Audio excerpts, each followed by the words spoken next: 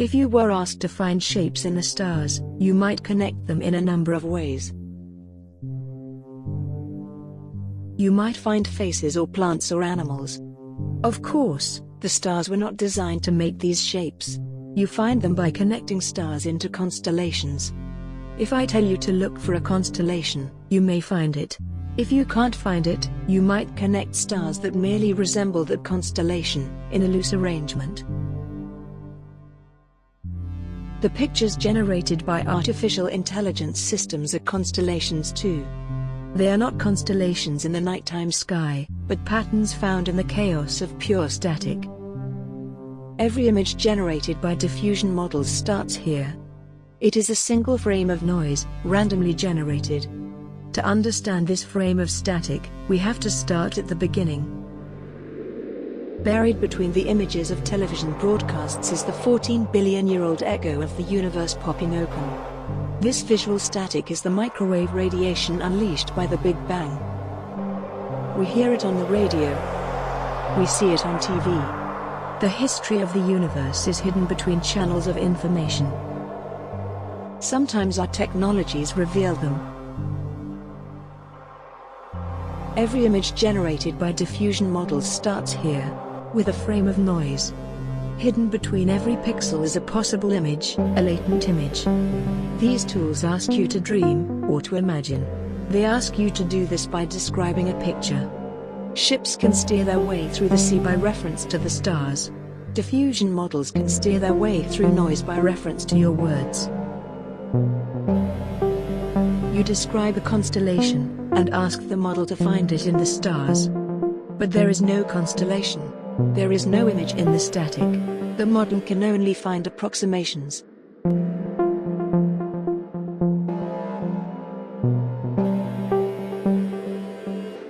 It begins by removing a bit of noise that doesn't align with your description. Then it adds noise. Then it examines the image again, to see if the new noise introduces new paths to the image you've described.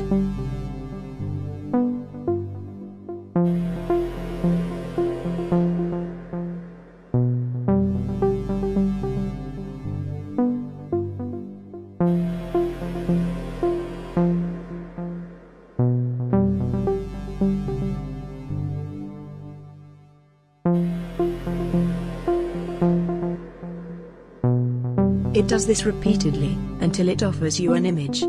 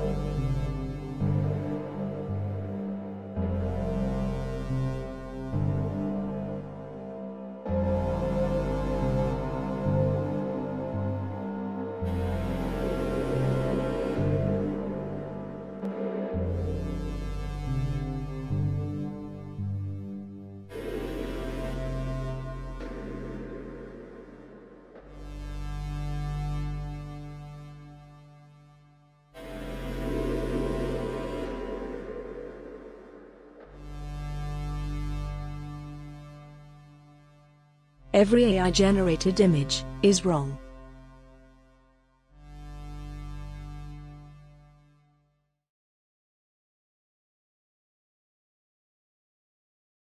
In the beginning, there was noise.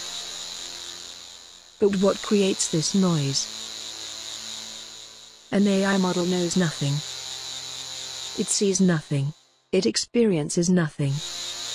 It can only follow instructions.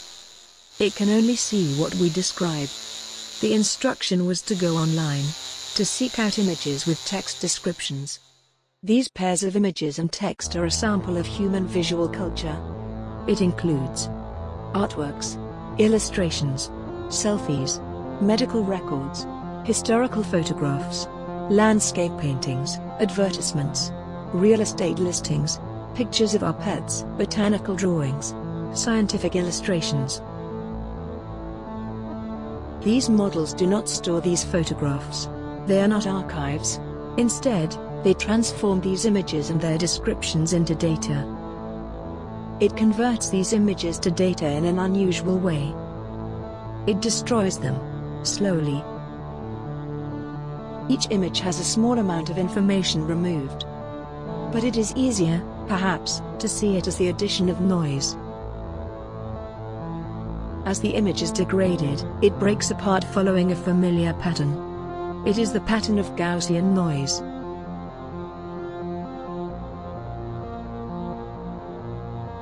This noise creates clusters of pixels around the densest areas of visual information. The model learns about how this noise travels across the image. The result is an image of pure noise. The trajectory of this noise is recorded. It is compared to the text that described that image. If the image has a flower, it is added to the noise of other flowers. If the image is taken at night, it joins the noise of other nighttimes. Visual information become categories. The categories are labeled by the words found alongside the image. Flowers bloom backward into noise. Then a new set of flowers can bloom from the debris.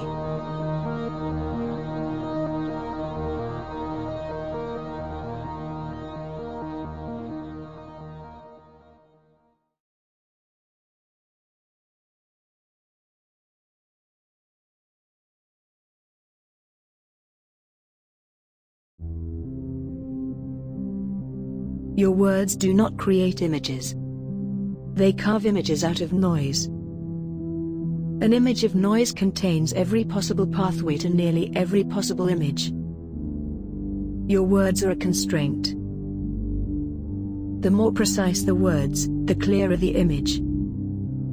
But not everything these systems learn is as beautiful as a flower or a nighttime sky.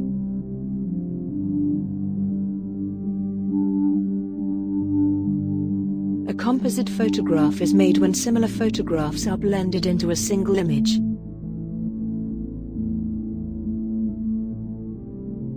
It began with pictures of human faces. In the 19th century, Francis Galton sought to create a common face amongst prisoners.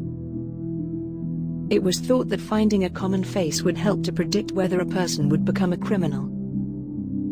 The composites suggested that those who shared these facial features were criminals. Galton had confused, or abused, correlation and causation. Galton, the man who invented composite photographs, was the inventor of inferential statistics and eugenics. Composite photography, inferential statistics and eugenics have the same parent. All are entangled in the constellations of these images. Humans make images and label them. These images and labels are reduced to categories and composites. The images and texts used to create an image are part of a dataset. This dataset informs the relationships between images and their descriptions. Humans hold biases. Machines are designed for biased purposes. Systems must be crafted with specific intention. We must learn to read AI images critically.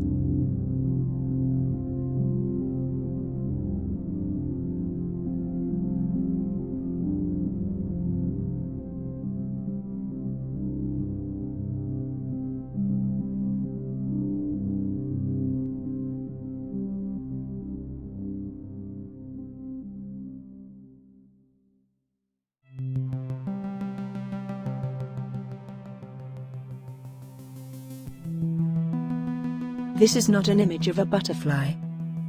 It is the stereotype of a butterfly. It emerges from an image of noise when we ask for a butterfly. It is one point in a series of possibilities made possible by this data. That data has a vague image of a butterfly made by all butterflies. When we ask to dream of butterflies, it carves the noise toward this shape. The word butterfly connects to the central tendencies of all butterfly images. The common, connecting fabric of butterflies across illustrations and photographs. It is a platonic ideal of a butterfly. It is a stereotype of a butterfly. To stereotype a butterfly does not do harm. What about an image of a person? Every generated image is an infographic about the dataset. Consider the London cholera epidemic. It is the foundation of British epidemiology. Jon Snow had access to data, spreadsheets and lists. Only by drawing a map of this data did the central tendency become clear. A single water pump, around which all cholera cases were clustered. Noise is clustered around the central tendencies of images in the dataset. Noise is reassembled around these central tendencies when we generate an image. These tendencies reflect categories assigned to them by captions on the internet. This is not the image of a butterfly. It is one variation sampled from the central tendencies of all butterfly photographs.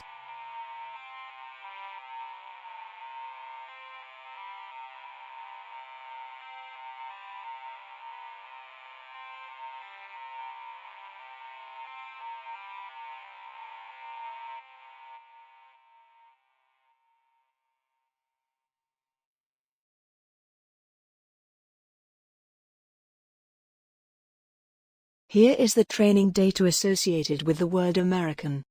Here is an image of an American generated from that data. The training data and the image are connected. There is face paint. There are American flags. The man is overweight. The man is holding an oversized beverage. The man wears a cowboy hat. The man is a stereotype.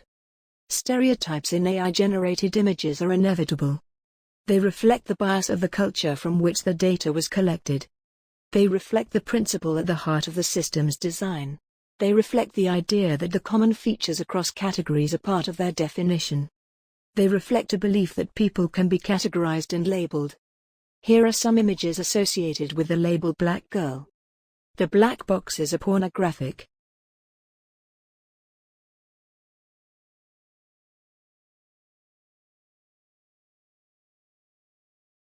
Every image generated by an AI system is an infographic about the dataset. It shows you the central tendency of that data. It reveals how image information has been categorized. Then it recirculates those categories. It recirculates those biases. It recirculates those stereotypes. What might an AI system look like without these categories?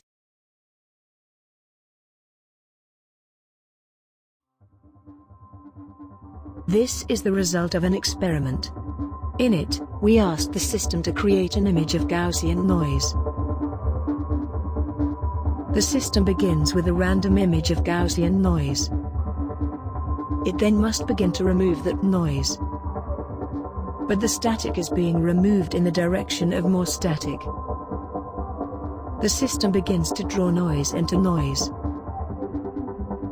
The result is unlike anything associated with this term in the dataset. It is the result of an amplifying feedback loop. This is one example of an impossible image. An image that an AI system cannot create. Image generation tools also struggle to create hands. In recent updates, this issue has been addressed. We delight in unaddressing it. The human hand is complicated. It has a number of identical fingers. Image generation models are looking for patterns based on clusters. It identifies patterns and continues those patterns. It struggles to understand if it is looking at the first finger or the second. The result is a hand created without boundaries.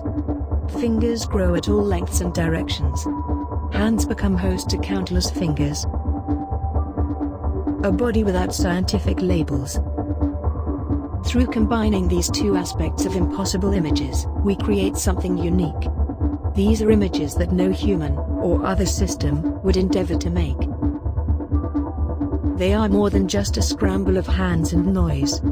They are a refusal to assign human categories to human bodies. They are a glimpse of an aesthetic made possible by the rejection of these categories. These images are a rejection of any regime that might impose scientific classification on human bodies. It is a use of AI that contradicts the logic of eugenics, classification, and statistical inference that aims to link bodies to behaviors.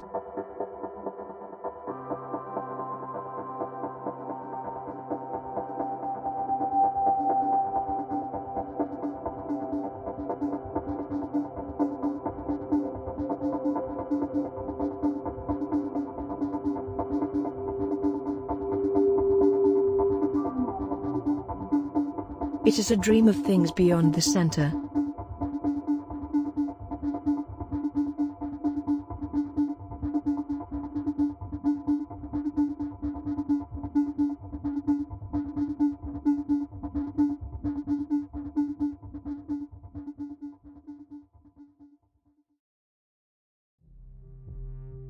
Image synthesis systems are built from a particular kind of logic. As artists, activists and scholars, we should challenge this logic. Using the tools themselves to unravel the logic of control has a long history. We believe in creative misuse. The images that result from creative misuse may not be beautiful images. But beautiful images hide a secret. Beautiful images generated by the system are a result of ideologies. These images freeze objects and information into place. They allow for variation of what's been established. But they also set specific boundaries on what's possible. Everything comes back to the center. How can we push for the peripheries? How can we make work beyond the composites? Can we create work that confuses these systems? Can we create a form of art that proposes alternatives to the algorithmic organization of our lives? Through confusing the system, something unique emerges. It is unpredictable. It is a rejection of codes and the predictive models of statistics. It is an embrace of noise and static. We might call it a human use of human machines.